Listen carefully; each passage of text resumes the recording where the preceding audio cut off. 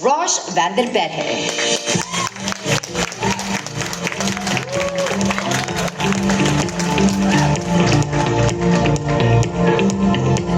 Thank you, Gretchen. Good morning, everyone. Magandang umaga po to our media friends. Thank you for joining us today.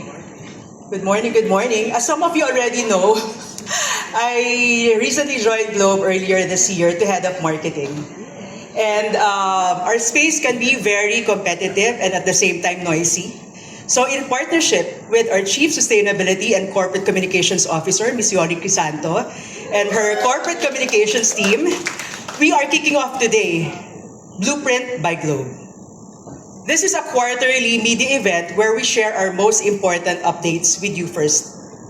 The Blueprint by Globe charts the evolving design of the Filipino digital lifestyle.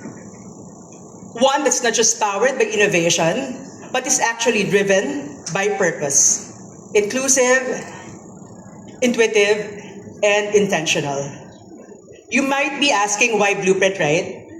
This is our architectural approach to shaping a connected future, where technology isn't just built for its own sake, but it's really designed to include, protect, and empower every Filipino. Some of you might even be aware that one of our ambitions is to offer industry-leading innovation, and at the core is AI. We're looking at scaling data and AI use cases to transform our businesses, enhance customer experience, and foster innovation. But why does it matter to you, you might be asking? Why does it matter to your readers, to your followers, to your viewers? Ultimately, everything that we do is to innovate, is to give your customers, our customers, a better experience overall. So we continue to uplift the lives of every Filipino.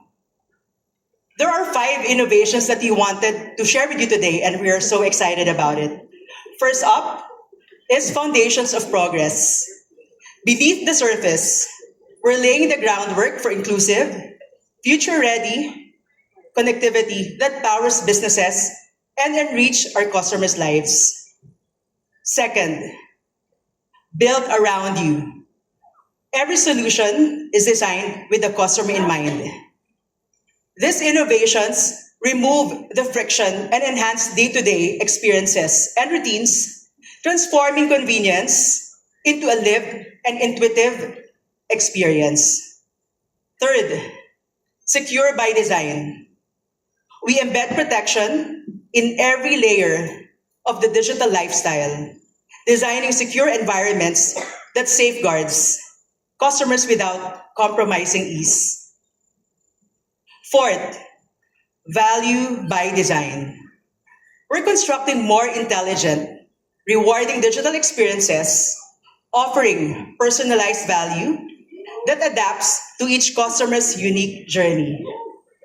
And last, but certainly not the least, designing delight.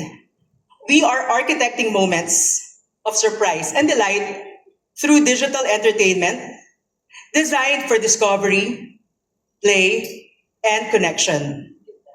These areas will be the foundation of Globe's plans for the coming quarter. And each area will be unraveled by the members of the Globe leadership team here. And I know that we have also been repeating since the start of the program, inclusive innovation. Now, allow us to show you how we are truly embracing inclusivity at the core of Globe's innovation.